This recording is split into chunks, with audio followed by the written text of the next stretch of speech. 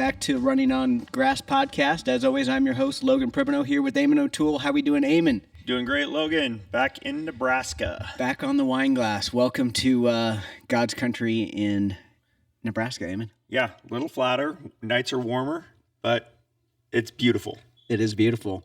What do you want to get into today on our live episode version? You know, we had a really great day. Start off, did some branding today, which was great. I have never branded like we did here in Nebraska. Yep, we made these Wyoming guys use a table just so they knew what pain felt like. Yeah, we'll get into that a little later, but it was a new experience for me. What else do you want to hit on? You know, let's kind of jump right into it and talk about what's going on in the cattle world today. Yeah, so I want to hit on the John Haskell interview with Barn Talk. And then two things is like market segment kind of shifted a little bit to where we have some people like Cattle Facts and David Hales, you know, changing their tune, certainly from only a few weeks ago. And then I want to explore NBA Cowboy on Twitter had a thread about what the bottom of this cycle looks like. And I don't want to hit into when it will come. We kind of hit on could higher highs come, but I want to hit on what does the bottom of the cycle look like. So I think that's what we're in for today. Yeah, absolutely. And we had big news come out today about Screwworm in Texas. Yeah, ended on there. But first, we want to hit on our sponsors, Eastco. Eastco is a rancher-owned, rancher-focused insurance agency specializing in PRF, LRP, annual forage.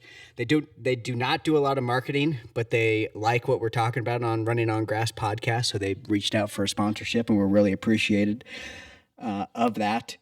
Eastco and its agents actively manage ranches, and they understand both the weather and market risk, a key component of long-term success. So visit Eastco Group or email info@eastcogroup.com to learn more or to get a customized quote. Yeah, and don't forget you can email at info@eastcogroup.com. And thanks, Jen and JW, for the sponsorship. Now, let's get into the market signals. Yeah, so let's visit a little bit just about David Hales and what Cattle Facts said real quick. Yeah, so I'm a David Hales subscriber. He's one of my favorite guys to follow. He has a daily that's out. And he's really focused on the live cattle and the beef complex. And I really pair that with Cattle Facts to kind of get a complete understanding. Cattle Facts, I think, does the supply side better than anyone. And David does live cattle and beef. And, you know, he's saying last week that the Packer won and that expect August futures had their lowest close since March 30th last week. And we all know it was down again this week, limit down again today. What are you thinking? What's it running at today, Logan? What's the number? August feeders were in the 340s, I believe. Wow. How long ago was it that we were talking about $4? Yeah. And now we're thinking, where's the bottom? Yeah, 3 weeks ago, a lot of what we were reading, you know, we were hitting on it. Cattle Facts was saying historically expect higher highs, that there just never been a high in feeder cattle from the months March. Oh, man, let me get this right. March to August, didn't you say? March to June since 2000. So they're really changing their tune and talking about markets running out of steam, futures likely topped, and an extra push likely not coming. So, I mean, that's a real shift from even 3 or 4 weeks ago. Right. And then did we push the consumer too far? Yeah. Is that part of it? Yeah, Hales really hit on that. He talks about beef backing up, the demand structure collapsing for the premiums, and you know, demand for beef backing up right now, this time of year in May when it's grilling season, is just not a good sign of what's to come. And not normal. Yep. And great week unusual. Great week for the Packers. Yeah, great week for the Packers. Although beef's backing up too, so those guys are still losing pretty good money. But I expect that, you know, the market had been dropping when the cash cattle have been increasing. But, I mean, it's going to be tough for those feed yards to negotiate steady at best, just given everything that's happened in the marketplace. So what do you think happens with the feed yard guys versus that Packer relationship? Do the feed yard guys still make money in this situation we're in? And we've got some guys that are bullish, some guys that are bearish. I flew over here from Little Snake River where I'm at, and there were a lot of yards that were not full. Yeah. But then you come over here, and Imperial Beef's full. Yeah. They look full anyway. Yeah. I mean, those guys are aggressive, and they're always full. I drive by the Imperial Beef feed yard, not daily, but near daily. I can count on one hand the number of times I've seen an open pen. Wow. Yeah. Yeah. So it's interesting just because I would say most of the pens I saw, I felt like were not full. Yeah, and I know a lot of guys that are emptying out. And this is also a time, if you're a farmer feeder or you're a stalker operator, seasonal supply, this is when you kick everything out to grass. So it does make sense for a lot of feed yards to be somewhat empty right now that aren't doing truly finishing. So that might have been a lot of what you saw. Right. And myself had cattle in the feed yard over the winter. The heifers that we now have at the ranch were in a feed yard all winter, and those pens I am guessing are empty now because they're out on grass, or a lot of people sold them in the big run up in the sale barns a couple weeks ago when so many cattle went through, because they saw, let's take our first loss as our best loss. Yes, we lost some money on these cattle, but we're not going to lose our whole shirts trying to hold on to these things the rest of the year. Yeah. Yeah. So that's probably a lot of what you were seeing. Whereas the finishing yards, they do try to stay full. It's, those large yards with their large overheads, those overheads just don't shut off, you just can't lay off employees for 6 months and then be like, come on back, guys. Yep. You told me the rule yesterday, per 1,000 head in a feed yard, the rough employee rule is one guy per 1,000. Yes. You have a 50,000 head yard. That's 50 guys, 50 families, 50 employees that are part of your crew and your team. And you can't just say, sorry, guys, we're shutting off, and then go look for half a new crew or 3/4 of a new crew in 6 months when you got to build it back up. No, you can't operate like that seasonally. Yeah. You can't scale in and out of that on an annual basis. Right. That's a huge shift in my mind, because as a rancher in the Mountain West, feed yards are not part of our world. I'm 3.5 hours from my nearest sale barn, 4 hours the other way, 5 hours the other way, and then 4 hours to Fort Collins. 3.5 hours is the closest by far of anything for me. So where these guys are, just down the street over here in Nebraska, everything's pretty close. Yeah, and they're our customers, so I like to stay in beat with them. And to kind of answer your earlier question, where are the feed yards right now? I track that using Ag Center. It's a website it's a static website that updates daily. I don't read it daily, but they kind of do a projected feed yard break even and closeout, and they were making money last week, but they were still at 260, I believe, last week. So it was pretty good. I don't know what's going to be in store this week. Right. What are you thinking on the cash auction signals? I was reading on Twitter. Hal always does the Monday update. Hal Smith, shout out.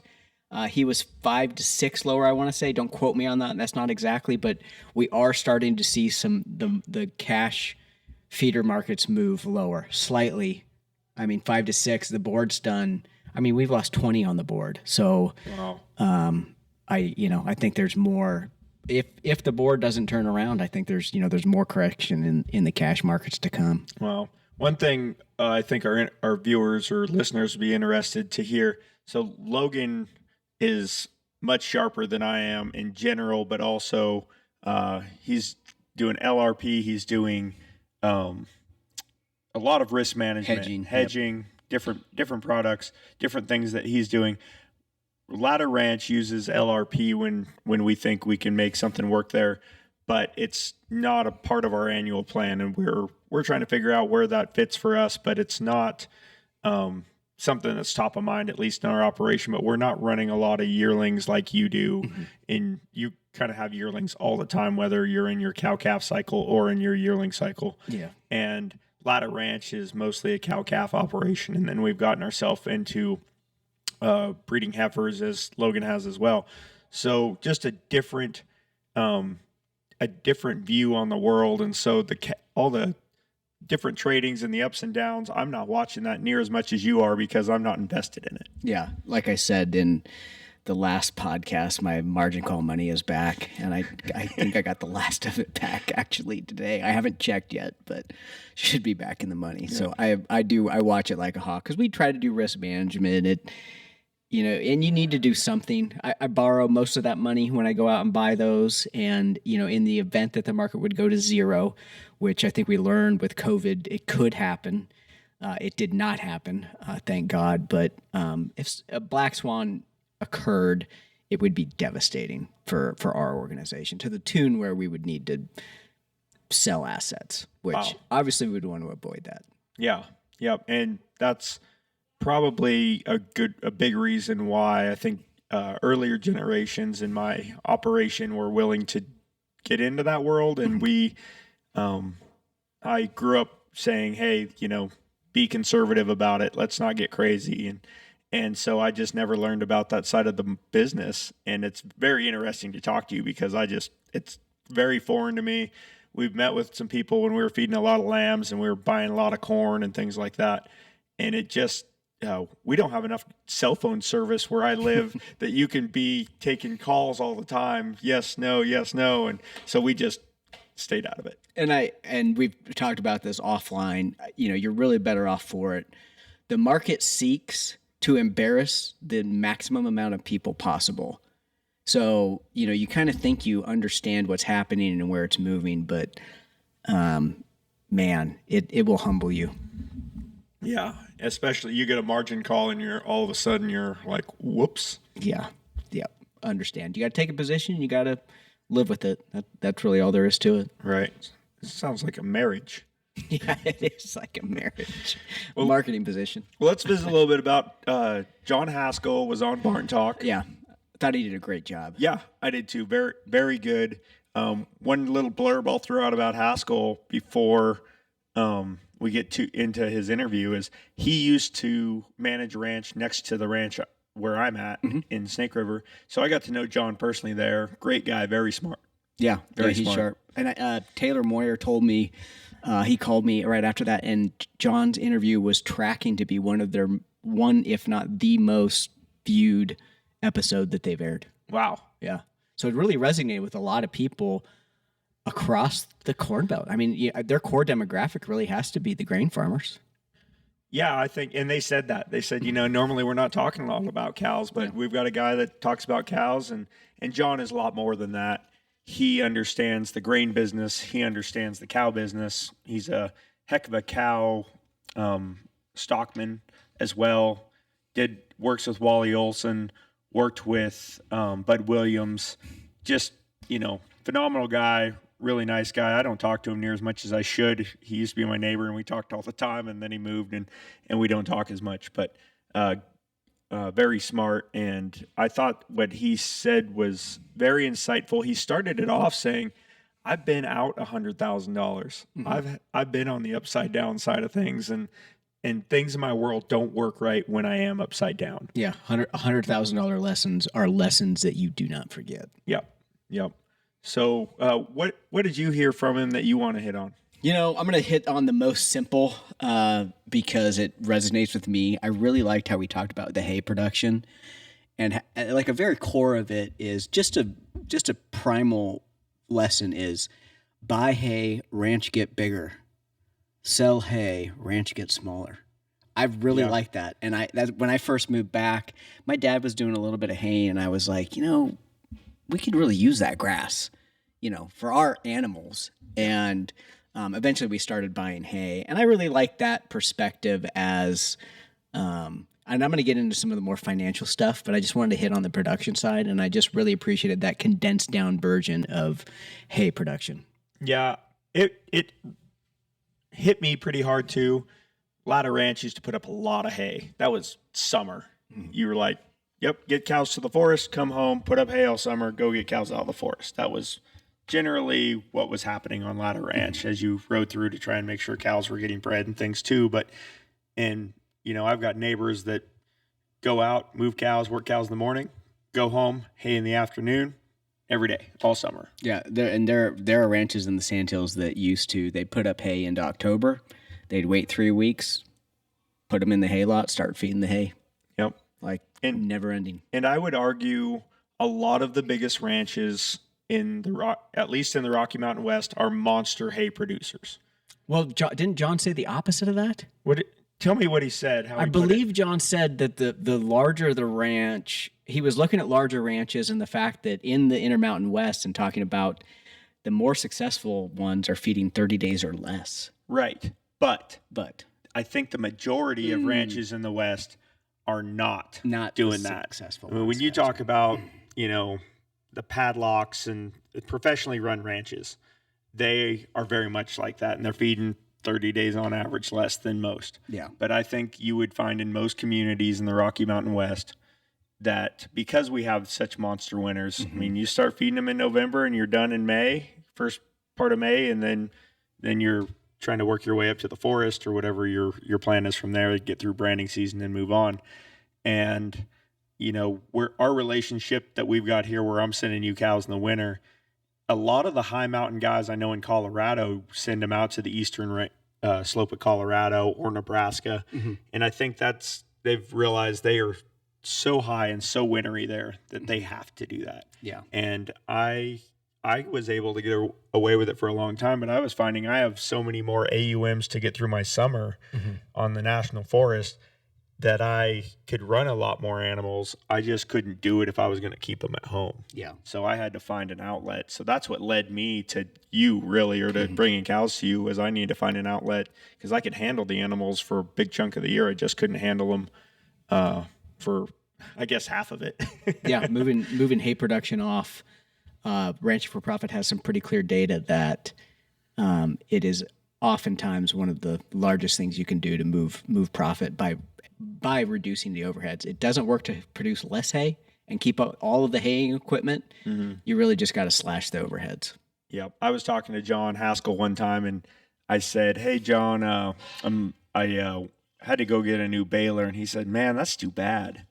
And I said, "Well, ours was like 8-10 years old. It's worn out, putting up a lot of hay with it." And he said, "Yeah, but do you have to put up hay?" And this was before we stopped putting up hay. Yeah. And that conversation, standing along talking to each other in the road in our pickups, stuck with me for years. Yeah. Like, man, did you have to? Yeah. Do you have to put up hay? And it took me a long time to let that one settle. I guess not. But like he said, Wally walked him through it, helped him through it. He finally figured it out. But it took me a lot of thinking through that to get through the haying world. Yeah. What was another takeaway from the interview?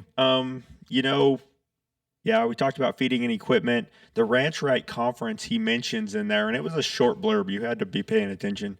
But I've got a friend and neighbor kind of in south of me that is part of Ranch Right, and he was heading to it right after NCBA this winter. And he's like, "Yeah, I got to go home, and then we're turning right back around to go to the Ranch Right." And I was like, "Oh, what's that?" And he said, "Yeah, it's a bunch of guys that are working with Haskell, and we're all going to get together and talk about our operations and get into the numbers a little bit." But what John really mentioned in there that hit home for me was it's a place where ranchers can get together and just meet, talk, have ideas, and open conversation. Yeah, and to parlay from that, one of Haskell's things that he really hit on was he thought he was going to deliver financials to people and that they were going to be able to just be like, "Oh, okay." But Look at this. He quickly realized that it's the personal side to where it's like, "Oh, you need to read these, understand them, and make changes as a result of them." And I thought that was fun to hear him have that realization of you can't just hand people a piece of paper and expect the world to turn the other direction. No. You can give a regular guy a ship. That doesn't mean he knows how to sail it. No, you're exactly right. Yeah, I also found that as a profound piece of that is he's thought, "Oh, I'm changing the world. I've given this person the answers to all their problems." Yeah. And they're like, "Yeah, cool." I don't know what that means. Yeah, I'm going to go back to doing literally everything that I was planning on doing anyway. Yep. Let's have a hit on a little bit. And he talked through his segment about old cows versus selling 6-year-old cows and that bell curve that him and Wally Olson came up with, or I think he gave all the credit to Wally, but that cows really peak at 6 years old in value. And then after that, it's just a dramatic decline. And I've been to Wally Olson's school, and Wally's great. I really like him. And I think that that's really great information. I tried it in my own operation several years ago, and then visited with Bert Teichert about it as well. And he said, you can't be too draconian in your culling of your herd. And what I found is I tried not to be, and I was, and it influenced my operation in later years because we had cut down the factory is what we did. Yeah. So how do you get to, and I've struggled with this since I first learned about this curve, how do you get to where you have a 6-year-old herd when you come home to a ranch and your ranch is got 10 to 16, 20-year-old cows, whatever it is, and how do you get, we're going to wipe it all back and we're going to go to the first third of that animal's life? Yeah, well, John hit on it and how difficult that is. He was talking to his wife about it, or his wife was talking to him and being like, man, what are we doing here? We just got this girl squared away and used to home base, and it's really a financial decision, and it's difficult to do for most people. Exactly what you're talking about. It is difficult for most people to do, ourselves included. We sell cows, but we like to wait until they don't appreciate by 20 or 30%. We like them to triple or double or quadruple, ideally, before we sell them. So it's a little bit different of a program, but selling cows, what I really liked about John that he hit on was selling cows puts you into a different tax base. Yeah. Which is massive. It's an important part of ranching because we have that ability. Your average business doesn't have that. And John said your average business doesn't multiply. Ours does. And then you get to sell a capital asset. And you can do fun things with capital assets when it comes to your tax return. So it's different than regular income. And that is something that he understands as good as anyone. And I think that the average rancher understands less than they should. Absolutely. We talked about this a little bit. Neither you nor I were ag students in college. Yes. I majored in geography and double majored in environment and natural resources. You majored in economics. So not ag guys, not Aggies per se, for a lot of people that go to ag schools and their thing is range or livestock or ranch management. So I think we come into ranching with a very different perspective than a lot of people, even though we both grew up on our family ranches and we're both fifth generation ranchers. Yeah. And I think that's to our benefit, but also I really try and rob as much information as I can get from you because you are a finance economics guy and you understand when John goes into his spiels about taxes and equity and those different things that a lot of ranchers don't have in their vocabulary. You get it all. Yeah. And it took me a long time to start understanding it. And I think I get it more than others, but I really tried to study it because I cared about my business. And, it's on me, it's on my sister to run our operation now. And so go into that a little bit about when you see financial stuff versus when you think what the average rancher sees. Sure. It's pronounced finance for those of us in the finance world. You finance a Corolla. You finance a ranch. Gotcha. So it's not just for the Porsche guys. Not just for the Porsche guys, no. I'm a numbers guy. You are as well. We've talked a lot about that. Fortunately or unfortunately, when I see my stock, I just see numbers kind of floating around on a spreadsheet for the most part. Like I said, good or bad. Could be missing out on a lot, but having a financial mindset and understanding how to leverage appropriately. I've taken on a substantial amount of risk, more than my dad did from an operating standpoint, and so far it's worked out. It's worked out pretty well. But yeah, I definitely. To borrow a term from John Maddox, who says he manages his ranch like a hedge fund, I wouldn't say I manage my ranch like a hedge fund, but I am more that direction than the average ranch. Yeah, and most people aren't going to know what that means. What does that mean, Logan, to manage your ranch like a hedge fund?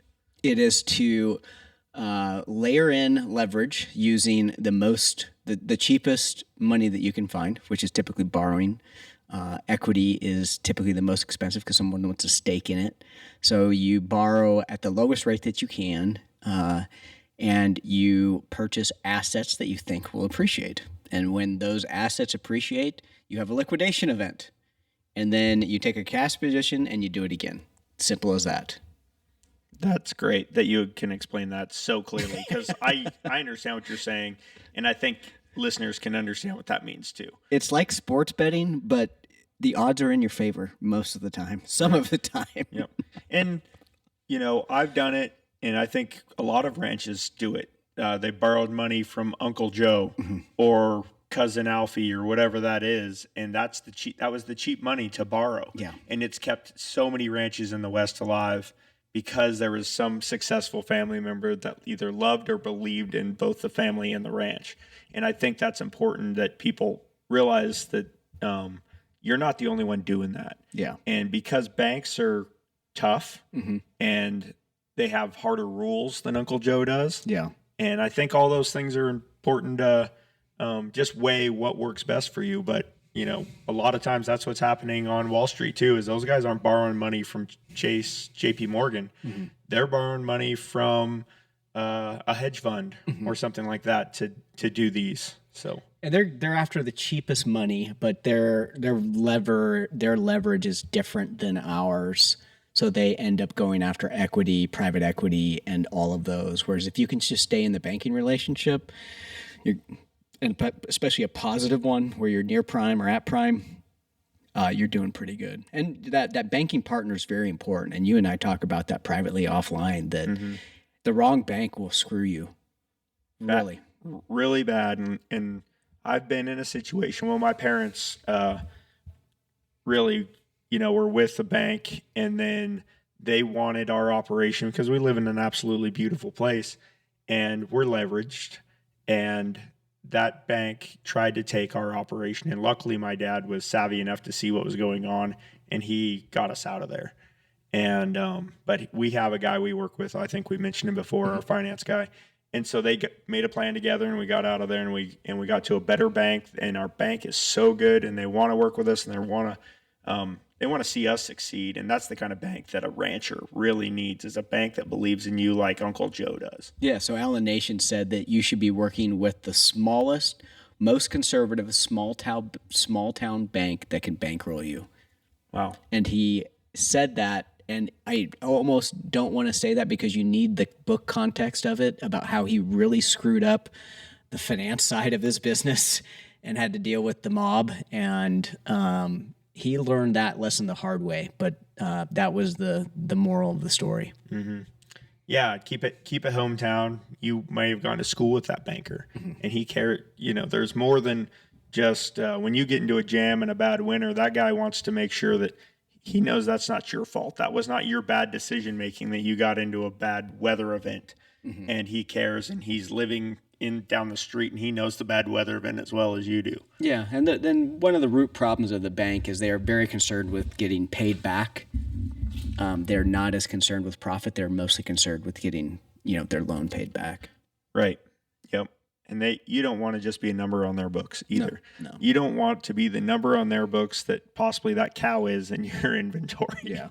So John Haskell got us right down the financial rabbit hole, which was great. A lot of good stuff came from it. Anything else from the podcast? Let me just look here real quick, but that was mostly what I got. I think we talked about all the important things that he brought up that we can get through in the segment we have time for today. Because that was over a 2-hour interview deal he did with Barn Talk, and that was a little bit of a lift. Luckily, I drive a lot, but it's a lift to get through 2+ hours of it, a podcast. Yeah, it was. I'm in the tractor a lot, so I was able to. Right, it's farming season. Yeah, exactly. in one swift right. motion. Well, what do you got next? Let's talk about these points tie right into the sources that are showing the actual cycle bottom. And last time we explored what a new higher high would be, I wanted to hit on what the low would be. And we can hit on maybe, Cattle Facts was saying it was 2 or 3 years away. They said that several months ago. That was a rough approximation. NBA Cowboy on Twitter had a very interesting thread last month, and he was talking about what does the low of this thing look like? Is there a low? Is there? There will be. I brought it up last week. We talked about, I hope that this does not, the 1970s and the drawdown there does not happen in this cycle where we got these great highs, and we have talked about it several times. 2028, we already know what our numbers are. Yeah. But does that mean anything? Yeah. Because that's all we've talked about is we just don't have enough numbers. How can the prices go down? Yeah. And I think that's what you hear at the coffee shop, and that's what you hear everywhere you go and every cattle guy you talk to. But what does this look like when we're starting to see all these lows come in? Well, to borrow another John Haskell term, the gray swans that affect our industry. Yeah. Numbers are one thing, and those carcass. The carcass thing is getting out of line. It's crazy that we're adding, even this month and week, we're adding additional carcass pounds onto those animals, and I think that's, there are less hooves, but when you look at the carcass weights, they're really compensating for it. Yeah. Yeah, these animals are so big. Yeah. Which is why we have our prime is higher than our choice. Yeah. And we have next to zero lean. Mm-hmm.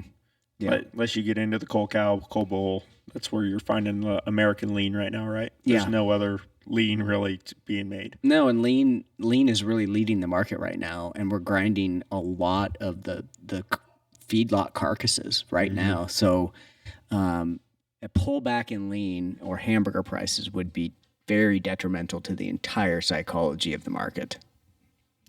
Which is why people aren't buying it for grilling season. Yeah, we hit on that on the $7 ground beef last episode. People are starting to substitute in different proteins, as we call them, alternative proteins. I wonder what they're taking to the grilling station. Pork, chicken is what I've been reading, which, if you're willing to shop down to those alternative proteins, it's a heck of a value. Yeah, you can absolutely get it. You can make a product. I personally don't really like pork that much. I love some bacon and I love some sausage. And it's too bad we can't turn the whole animal into bacon and sausage. Yeah. But otherwise, I can, personally take pork, take it or leave it. And chicken, it's the lowest choice in my household. Yeah. And I'm sure that, it's better than having nothing. And I do love an egg every single morning. Yeah. But I just don't think you can make a product. You can't go to the grill on a Saturday and not cook a burger. I know we're not the typical consumer though. Yeah. With the, consumer sentiment being where it is, but we kind of hit on this last time, but when this thing does turn, what do you think it looks like? Well, let me finish a thought I was having while you asked that. Is it hot dogs? Is it Polish sausages? Yeah. Are those the things being bought instead? Because once again, they're the easy things to cook on the grill. Yeah. Yeah. Easy and cheap. Yeah. Yeah. Ask your question again. Sorry, I was in mid-thought when you asked it. The cycle low, when this thing turns, and maybe it's years away, maybe it's months away. What does it feel like? What does it look like? What have you learned from the last lows?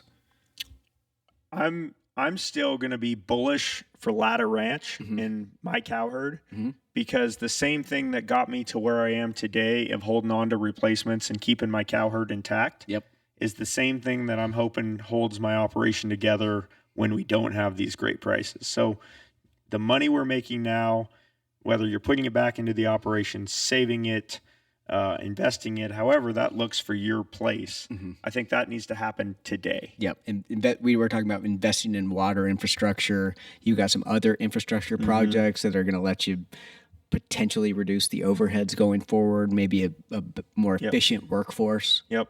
So those right now is the time to use that. And when this thing gets lower, I think we need to be thinking, this money needs to hold us over, and we need to be able to make it through this next tough cycle, I guess is where I'm going. Yeah. What did 2016 was the last low? Feeder cattle were $110 on the board. What were you seeing? What were you feeling? Yeah, I think we're all in. I'll use the word dire despair. Trying to figure out how's next year look. I hope next year's better, and can I make it through this one? I hope my cash flow is good enough to make it through this. Yeah, and 16 was just the start of about a 4-year bear cycle. Right. And we talk about this thing's only been good for 2 years. It's been a run up for a minute. Yeah, I mean, this thing started running up in 2022. Yeah, and here we are, 26. So I know a lot of people are going to look back like it was 14, 15 if this thing falls on its face, and they're going to say, "Oh, we only had 2 good years or 1 good year." We had 4 good years. Yeah, we really did. And it didn't hit the high highs, and we had 1 or 2 good years of these high highs, but we had 4 good years that were better than what we usually see. Yeah. So let me pull up the NBA Cowboy thread, and let me just see how this hits you. He said, past cattle cycles have tested the top end of the prior mid-cycle range. The top end of the range between 2017 and 2021 thus becomes a logical target for the lower boundary of this cycle. And Amanda Fuller said, that's $160 feeders, ? And then NBA Cowboy said, 165 to 180 is my guess, but 160 is certainly in the cards if history repeats itself. What does a $160 feeder cattle look like? Well, as I spoke about earlier, luckily I don't have to follow that every single day the way you do. Yeah. And I'm generally a cow-calf man, and I raise heifers to breed. Mm-hmm. So I look at that world very differently than you do, but it looks painful for a stalker guy. Oh, for a stalker guy, I don't know. I like volatility, and you and I are a little bit different in that regard, but I really like, a $375 to $160 range. I love it. It gives me opportunity to buy and sell value at different times. So I'm not afraid of volatility. I'm not saying I want to see a $160. I think it would be very painful for a lot of people, but we tend to profit off of volatility. Yeah, and I agree. I don't like volatility as a cow-calf man. I like to know that calf that I'm raising is gaining value every day, and I want to try and hit the top as close as I can. Yeah. Yeah. So very, very different outlooks on the way we view the cattle industry too. Yeah. And, with Cattle Facts and David Hales kind of changing their tune, I don't know. It's crazy. It's, we hit on marketing on every episode just because we're in such volatile times, and it's what you and I talk about anyway. So it is. It looks like Logan and I are like putting this together just for this podcast, but when we talk on the phone throughout the week, we're also talking about this. Yeah. This is just kind of our nerding out on what's going on in the world, and I'm trying to figure out what Logan's talking about with all the numbers half the time. So that's been fun. And I think we should, let's get in a little bit about how branding went. Oh yeah. Let's talk about that today. This was an episode for Ladder Ranch. Personally, historically, I have never branded on a calf table until today in my 40 years of life. What an experience it was. So let me give a little bit of background. We typically do farmer style. We break our calving groups up into 30 to 20 day windows, and then we go and brand small groups. About 120 to 150 would be a bigger group for us. We've done bigger, but that's kind of a bigger group. Farmer style is just where you tackle them in the pen and a crew comes in and runs. It's just like a roping branding, except for you just got, a 21-year-old kid tackling these things instead of a roper. Minus the horse and rope. Eamon's calves are large, and we did not have the wrestling crew necessary, so we busted out the table. I am an April-May calver. Since we have the ability to use horses, mostly on Ladder Ranch, We don't worry. Sometimes have the ability to use horses. Yeah. We, definitely not in Nebraska though. So we generally, if they get a little bit big, not a big deal. Mm-hmm. If we absolutely need to, we'll throw a head loop on one and we can, stretch them out a little bit and hold on to them and not have a crew on the ground holding them. And we're April, May calvers. Calves are large and in charge today. Yeah. We had some 200 pounders come in. Yeah. I think Logan said, "Is that calf? You think it's 200?" I said, "If it's not 2, it's 3." There's a couple big boys in there. So there was several of us got kicked pushing calves into the table, and it was a 1-by-1 situation. We branded 200 at Ladder Ranch in Wyoming the other day, and we did it in about 2 hours. 5 horses, 4 wrestling teams, 2 branders, 2 vaccinators, 2 castrators, and boom, zip through it. And it's you can be in and out of an area, panels up, panels down, 3 hours, and you're set and gone. And today took a while longer. We had beautiful weather, really, for Nebraska. It lasted longer than we thought it took longer to do it today than you thought it would take yesterday. Yeah. But the weather was great. Had a nice breeze and very cloudy all day, so it didn't really get hotter than about 80 probably. Yeah. Now we're turning around and going to do it again tomorrow. I'm excited.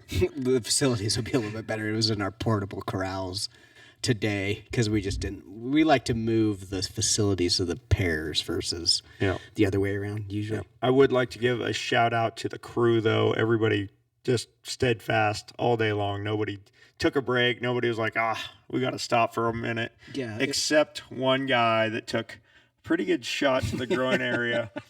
And Like 12 calves in. yeah, we were on the front end of the day and he took a heck of a shot. And any guy that's been there knows, and we all just were like, man, you just go sit over here on the side and we'll see you when you're back.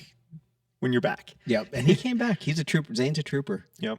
And Ren, my 13-year-old, came out here with us to Nebraska, and he actually ran what Logan made a deal with him last night that he'd pay him some amount of money to run 40 calves. 40 calves. 40 calves. And we said it. Some of them were 200 pounds. Yeah. And Ren didn't back down from one calf. No, he did a great job. Yeah. We were all very impressed. He earned the $100 bill. I bet he ran closer to 60 calves in. You're probably right. Because he jumped back in there later, especially after. He did drink 4 coffees. He did. Logan brought a bunch of those glass Starbucks coffee things in the cooler, and Ren did not have any morning coffee, so Ren had 4 of those. So he was running supercharged. He did great. God bless Ren. Yeah, I tried to talk him out of returning to school and just staying at Wineglass. His mother did not look as approving like of that. No. She has not stayed up late at night helping him with his homework for him to drop out and be a calf pusher the rest of his life. Yeah, the option's always there. That's right. He's got options if school doesn't end up working out for him. What do you see in what we've done here? Because we've never left cattle in Nebraska this long, where they're usually home by mid-March, and we're trying to figure out every year. We're dealing with weather, and if I get a great winter and an early spring, then I've got water and grass, and it's got to warm up right, and so many factors have to hit. And we try and leave some leftover grass. And in fact, I went to a place this year with some other cows and did a water system just so I could go there, and it was a lifetime project, but it was cheaper than sending cows somewhere until we could bring them home to go on the national forest. And we visited a bit about that and what those cost ratios are. But it was a lifetime project, and it was a little expensive, but really worked out well. The guy that did it, 100, professional job. Every concrete skirt, really nice, should last forever. Yeah. So hopefully my kids someday will appreciate all the pipe pins, concrete. Yeah, now's the time to be developing things like that. And that's part of what we were just saying. Yeah, use this money now to do lifetime projects. Yeah. So anyway, to go back to my question, what do you see looking from the outside at Ladder Ranch's operation that we should be doing, could be doing, that would be make more sense financially than what we've done in staying in Nebraska so long or other things, or was this the best case scenario? Well, you were in a unique position. You were in a pretty bad drought, and I think Nebraska was just your drought relief valve, which it was good for that.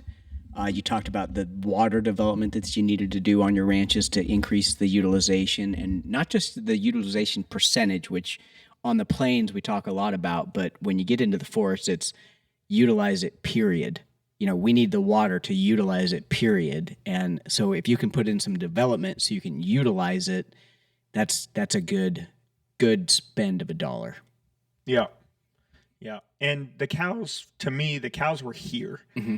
You had sold down your cow herd. Yep. There was available grass when yearlings were expensive for you to purchase. And you're thinking, well, I can take in some of these cows and not have to go purchase as many yearlings because Eamon can just leave his cows here. Yeah. No, it worked out great for us. Yeah. And I did, that's why cows are at Maddox's as well. Yeah. Same deal. Yep. Same. They were already here and we had to figure out what we were going to do with them. And there was going to be trucking one way or the other. Yeah. So I don't know. I'm hoping I made the best decision I could for my operation and did it as cheaply as possible. But that's, I think, every ranch's challenge all the time. Yeah. Especially when you're challenged with drought, you got to pivot and, it's not always the best decision. Yeah. But you have to make decisions. But we have been blessed with a great April, May. Yeah. Grass is great. Our valley is so green. And, I hope everybody else can get a good shot like we did. Yeah. Shall we hit on the screwworm in the United States? It's not confirmed as the actual NWS, but they do believe they found it in Texas. Yeah, this is as on Tucker Brown's podcast I heard a while back, he talked about it's not if but when this happens. Yeah. And it sounded to me like they thought it would happen through wildlife coming back and forth across the border down there. And maybe it is, maybe it isn't, maybe this is how it got here. But it sounds like they found one beef cow with New World screwworm. Yep, in Texas. So what does that mean for what we've talked about? What does that mean for the board, or what does that mean for the markets? I think we're going to see a decline for a minute. The guys in Chicago, the guys in New York, they love to have volatility. Yeah. And anything to make it jump, anything to make it dive. Yeah. That's where they make their money. Yes. So anything that can be a good news, bad news situation, they want to jump on it. Yeah. And so you're thinking likely lower moves, maybe that near limit, because the limits expanded this week. So it wasn't quite limit down, but it was approaching limit down. You think that maybe was part of the reason? I think we see a new limit down tomorrow. Yeah. Limit down's like $10+ right now. Yeah.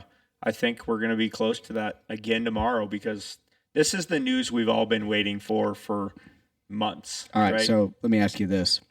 If it closes limit down, I'm positive on my hedges. God bless you. Do I just take the money and run? Everyone first. I'm in Nebraska and Logan's buying dinner tomorrow night if he gets cleared up on all his hedges. Should you clear them? I think that in the world we're in today, that's the safe move. Yeah. Yeah. I had that opportunity to do it one time last fall when they dropped. I was in the money and just let it ride. Price some more later because we saw near new highs, I think, at the feeder cattle market. I don't think we actually surpassed it in the feeder cattle market. The live cattle did, but anyway, what does it mean? So, for my operation, it means my hedging is looking like a great idea, whereas a month ago, it was looking like the worst decision I've made in a long time. Right. What does it mean for you? You're like, how much can we lose? Yeah. I think that I did lock in, and I got a little antsy. I had an opportunity to lock in some good calves and just one load. Yep. And I didn't want to say, hey, we're throwing all of our stuff in one basket. I thought I can make money in today's market. Yeah. I'm going to lock in one semi-load of my calves, and I can sleep at night knowing that I made that move today. Yeah, and it had a 3 handle. Yeah, I'm happy with it. So right now I'm ecstatic about that, and I'm hoping that by the time people start really selling, you start seeing that superior video in Week in the Rockies. That's kind of what I always for the Rocky Mountain West. I always think that's the sale that sets the market.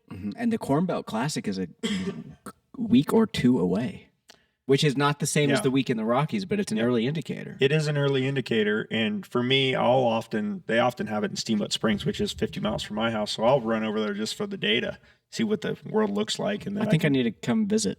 That'd be a great time to come visit.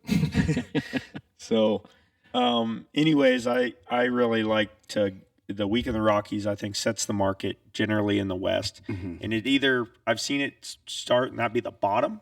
And I've also seen where it ran up, and it ran up, and you went to Sheridan and all those other sales, and they just kept getting higher and higher. And I've seen it where Week in the Rockies, and this is, I think, 8 out of 10 years, Week in the Rockies is the peak of the year. Yep. So, so for me, Ladder Ranch, we've got some already bought into the game, but we have a lot of cabs left to play with, and I think that we're going to. Our next move is to see what Week in the Rockies says. I like it. Yep. Well, what about you, real quick, before we move on? Oh, I don't know. Volatility is my friend. Looking to probably get out of some hedges if we do see lower moves this week. Not saying I'm not going to put more on later, but when you get a down, triple, quadruple down like that, it's good to do something and have a position and lay off or on risk. So looking to make some moves this week if we do see that lower moves. Our marketing, we won't be selling a lot. Maddox Cattle Company is going to have their stalker special July 9th, I believe it is. Bassett Barbecue is the 8th. Our marketing window is much, much later.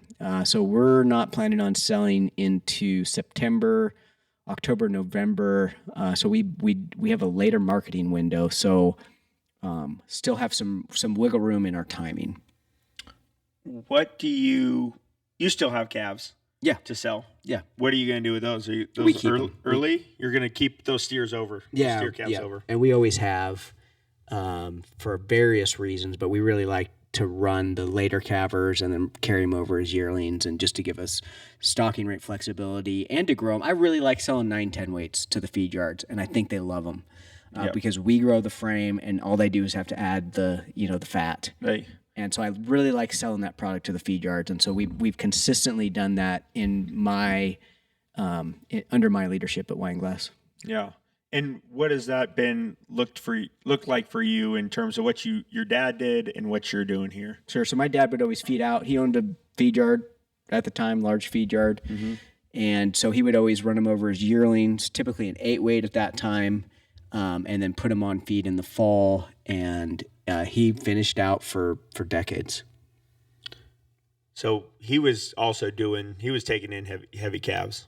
Yeah. I'm talking about our home raised stock. So he would keep our calves, carry them over, run them as yearlings, put them on feed, and then sell live cattle. Okay. Gotcha. So that is a little different. Yeah. Well, that's interesting. Are you selling those right here to Imperial Beef, or you're just putting those out on the open market and letting everybody jump on them? Everyone jump on them. We have been using Western Video Market, but we hit on an episode or two ago. We're just going to sell through the barn this year, just for flexibility, ease and flexibility. Yeah, we talked about that a little last episode.